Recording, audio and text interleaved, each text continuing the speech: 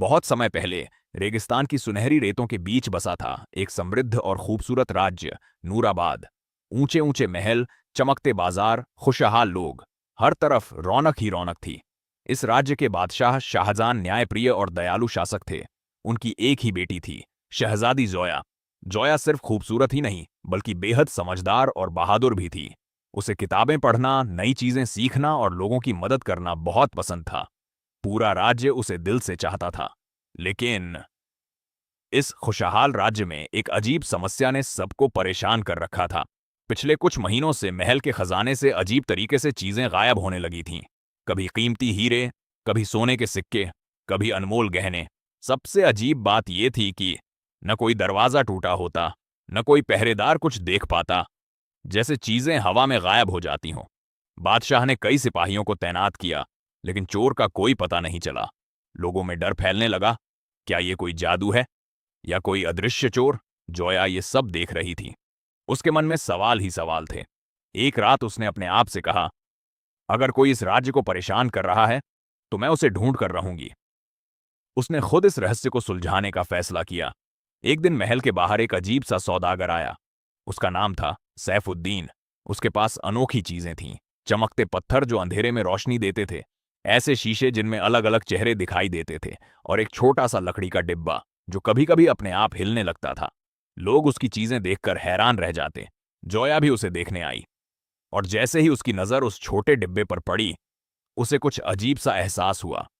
जोया ने गौर किया, जब भी सौदागर उस डिब्बे को छूता, उसकी आंखों में एक रहस्यमयी चमक आ जाती। उसने तुरंत सोचा, यही है वो राज। जोया ने एक योजना बनाई। जोया ने सौदागर को महल में रुकने का निमंत्रण दिया। आज रात तुम हमें अपनी जादुई चीजों का असली कमाल दिखाओ, उसने मुस्कुराते हुए कहा। सौदागर थोड़ा हिचकिचाया, लेकिन फिर मान गया।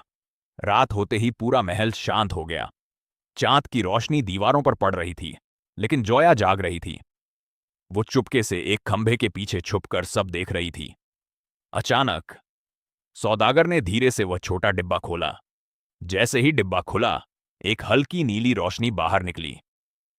वो रोशनी धीरे धीरे हवा में घूमने लगी और फिर एक छोटे से जिन्न का रूप ले लिया।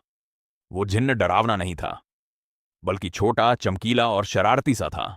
वह हंसते हुए बोला, क्या आज भी खजाने का काम करना है? सौदागर ने धीरे से कहा। हाँ, जल्दी करो। जिन्न हवा में गायब हो गया।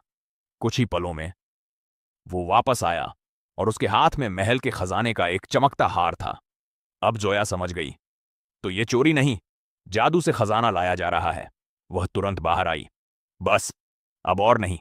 सौदागर चौंक गया। उसके हाथ कांपने लगे। शहजादी, मैं। सौदागर की आंखों में आंसू आ गए। मैं बुरा इंसान नहीं हूं, लेकिन मेरे गांव में भयानक सूखा पड़ा है। लोग भूखे हैं, बच्चे रो रहे हैं। मैंने सोचा, अगर मैं यहां से खजाना ले जाऊं तो उन्हें बचा सकता हूं। जोया कुछ पल के लिए चुप रही। उसका दिल पिघल गया, लेकिन उसने खुद को संभाला। मदद करना गलत नहीं है, लेकिन गलत रास्ता चुनना सही नहीं है। जोया ने कहा, अगर तुम सच में लोगों की मदद करना चाहते हो तो मैं तुम्हारी मदद करूंगी, लेकिन सही तरीके से। अगली सुबह जोया ने बादशाह को सब सच बताया, लेकिन साथ ही सौदागर की मजबूरी भी समझाई। बादशाह शाहजहां कुछ देर तक सोचते रहे, फिर बोले, गलती हुई है, लेकिन नीयत बुरी नहीं थी। उन्होंने सौदागर को माफ कर दिया और पूरे राज्य में ऐलान किया, नूराबाद अपने पड़ोसी गांवों की मदद करेगा। अनाज, पानी और जरूरी सामान ऊंटों के जरिए उस गांव भेजा गया। सौदागर की आंखों में खुशी के आंसू थे। जिन्न भी मुस्कुराया, अब मैं सिर्फ अच्छे कामों में मदद करूंगा। कुछ ही दिनों में वो सूखा पड़ा गांव फिर से हरा भरा हो गया। लोगों के चेहरे पर मुस्कान लौट आई और नूराबाद पहले से भी ज्यादा महान बन गया। जोया की समझदारी और दया ने सबका दिल जीत लिया। सीख, सच्चाई और ईमानदारी। सबसे बड़ी ताकत है, मजबूरी हो तो भी गलत रास्ता नहीं चुनना चाहिए। दया और समझदारी मिलकर दुनिया बदल सकती है।